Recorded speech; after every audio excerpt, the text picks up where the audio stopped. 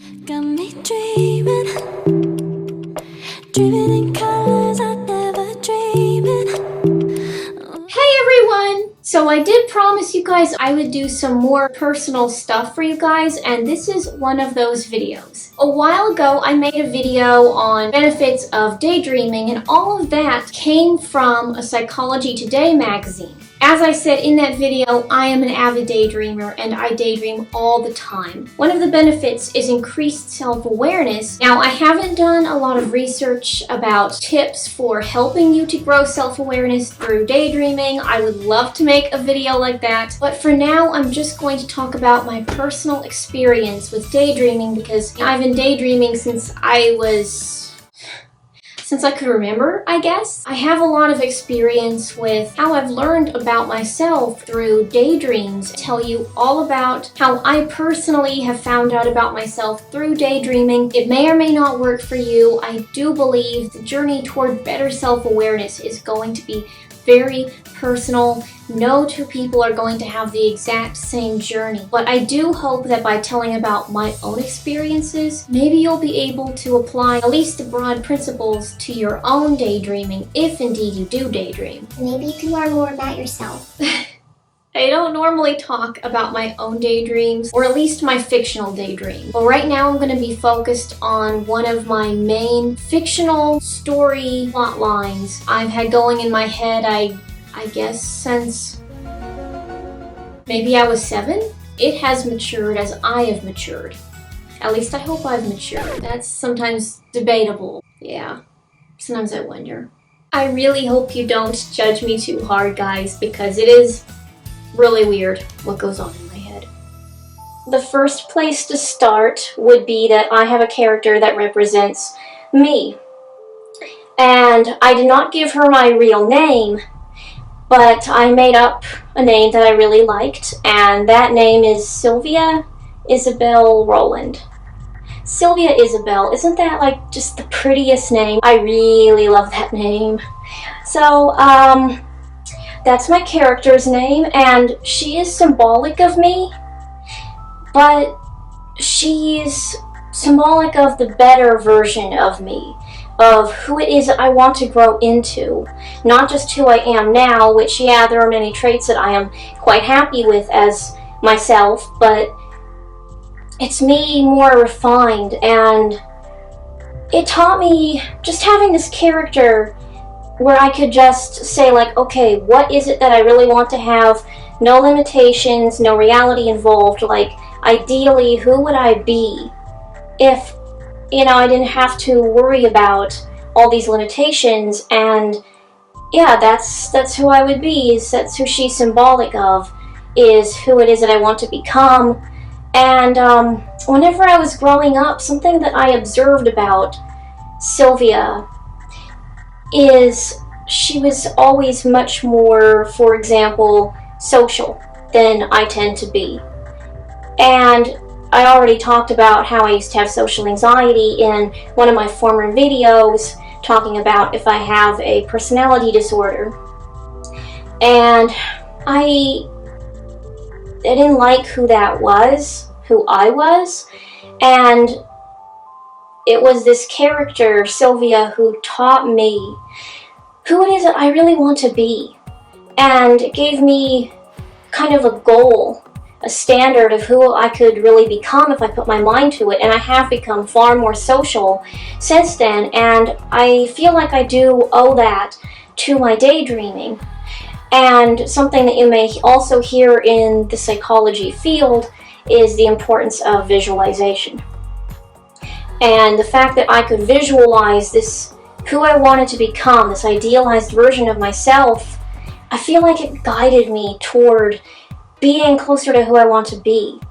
And so that's something that I definitely took out of my daydreams, is just, it helps me to visualize and truly see what goals I want to have for my self-improvement. That being said,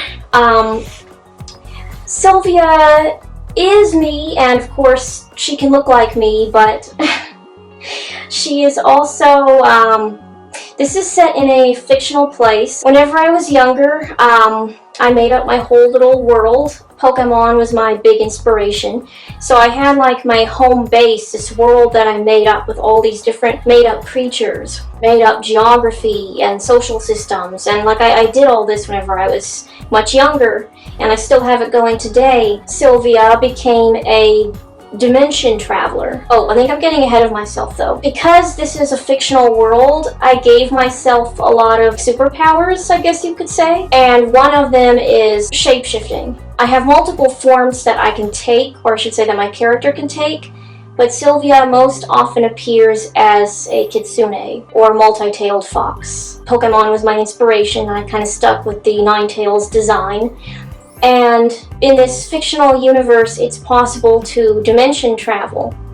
And I am part of a team of dimension travelers. I do have the home base more like a spaceship, and I do have a crew. I'm not the captain. I'm just one of the agents. I will go by myself and scout out different lands and different worlds, new life and new cultures. I am into a lot of media, and I enjoy exploring these different worlds, these media worlds that I go into, like video games, shows, movies, books, all sorts of different things, and I just adore getting to be a part of all these cultures. Not only the cultures, but I get to meet all these characters. I just love these characters.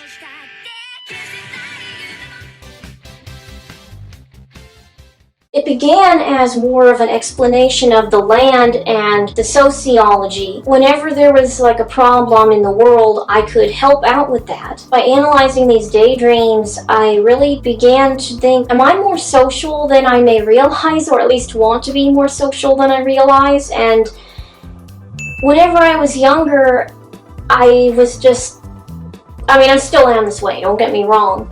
But whenever I was younger, I was such a recluse, and I just openly preferred to just be by myself. And I still need that. I am still an introvert.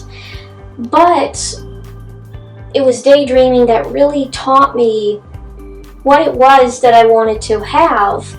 It's part of what guided my decision to get on YouTube. Is through my daydreams, I learned that I wanted to help people and also have connection with people that I help, and not just have it at a really cold distance. Ninetales is the form that I can take where I actually have the most superpowers. I began to notice whenever I was younger, I gave myself so much power with my abilities and such. And as I've gotten older, especially within the last few years, I've gotten to where I make excuses for having less power, like something is able to deplete my power. Why is it that it's not as much fun now as it used to be having that much power to my character? Whenever I really started digging deep as to why I started depleting my power in my daydreams recently, it's because I'm more willing and wanting help and assistance from other people. And I was like, so why was it that whenever I was younger, I did not want that? Elementary school, middle school, even high school, I always felt powerless in the real world. And I always felt like I couldn't really depend on other people. And I always felt like people would leave me. And that kind of manifested in my daydreams as, maybe I shouldn't depend on these characters that I'm meeting now. I wanted to always be the one helping other people and not be in anybody's debt. And that's also, I think, a form of mistrust on my part. I think I'm far more healthy in this regard. I feel like I can trust other people more than I used to be able to. I'm more willing to have a give and take rather than I can't trust or depend on anybody, so I don't want to be in anyone's debt. I didn't even realize how much I had grown until I looked at my daydreams. In a weird way, I also feel like my daydreams kind of drove me toward YouTubing in another way as well. Real life is very limiting, whereas in my daydreams, you don't have those limitations. I realized just how diverse my interests were. Going into college, that didn't exactly bode well because you have to settle down and choose something. Every time I would try to pick one career, I like the idea of still being able to counsel people and still being able to help people and use psychology for that. But it was my daydreams that taught me that that's not the only thing I want to do. Yes, it did result in me being discontent with the idea of picking just one career, but I think it was just as well that I was discontent as early as I was, so that I wouldn't devote years of my life getting into a private practice and then realizing it later that this isn't what I want. I was grateful for that. YouTube, it is kind of just doing one thing in the sense of making videos, but I love writing. I script many videos, not all, but many of them that I script. Of course, I enjoy psychology, and of course, that's what I talk about on this channel, and I love fashion design. Interior design, that was my first major. For those who did not know, there's a psychology of nearly everything. I can do a big diversity of videos, but they can still have that common link of psychology. So it works out. And it also taught me who I wanted to be around. I like people who don't fit the mold, who are not afraid to be themselves and be authentic. Most of my friend group is made up of those people, and I don't think I would have realized that so early in life had it not been for my daydreams. It also taught me a lot about my creative processes. I never really enjoyed spending a whole lot of time with characters that I made up myself. I wasn't sure for a long time why that was, because I would make up these different characters, give them their different personalities. I still preferred to travel to these other dimensions, meet all these different characters that I had never made up. I think the reason why I enjoy other characters that I didn't make up is because, well, it's just because I didn't make them up, and it's a chance to explore these characters that did not come from me and really understand the creator of the character as well as the character themselves, kind of understand their mind and their point of view more, because I love unveiling mysteries. I love trying to understand what goes on in the mind. Whenever I make up a character, there's not that much mystery there, because I made that character up. There's nothing for me to really analyze. Yes, sometimes I will get a character. Every now and then, every once in a blue moon, I will get a character that I make up. That character almost seems to have a life of his or her own. That's kind of unique to be able to analyze my own thought processes. I don't know, just to explore something as foreign as another person's character that they made up. I get to put myself in someone else's shoes and say, what was this creator going for with this character? Or more often for me, what is it that makes this character tick? What point of view are they operating from? I love trying to understand someone else's mind and someone else's viewpoint rather than only understanding my own. It gives me a chance to practice empathy. If I had not been daydreaming, I don't think I would be that skilled at it. And I'm not saying that I am perfect at it. I still have a long way to go in terms of understanding other people and empathizing with other people. That is an ongoing journey, and it always will be as long as I'm alive. But I have made a lot of strides. Whenever I was younger, I did not understand people. Like, someone would tell me something and I would be completely dense until someone else says, this is what they were trying to say, and I'd be like, oh, I didn't get it. I think I'd always had that in me to really empathize and feel what other people have going on in their minds. But it wasn't until I started daydreaming that I really started to develop that skill on a conscious level and start to really use it as a strength. Before then, it was unharnessed energy, and it overwhelmed me more than it did help me. Parasocial relationships, by the way, is what it's called whenever someone has a relationship with someone they don't truly know in real life. This could be a celebrity, it could be an imaginary character, and I have a lot of those.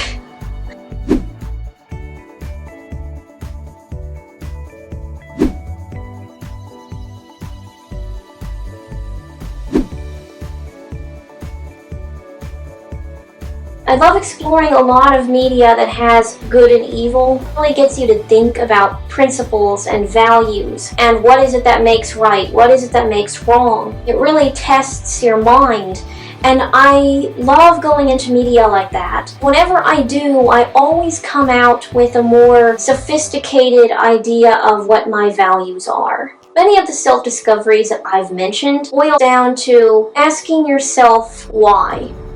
Why is it that I'm doing this? Why is it that I enjoy this in a daydream? Why is it that I'm choosing that over this? Well, I think I'm gonna go ahead and call it quits. I could talk about my daydreams all day, but now you know the gist of the weird things that go through my head, and I hope that your daydreams help you become nothing less than the person that you want to be.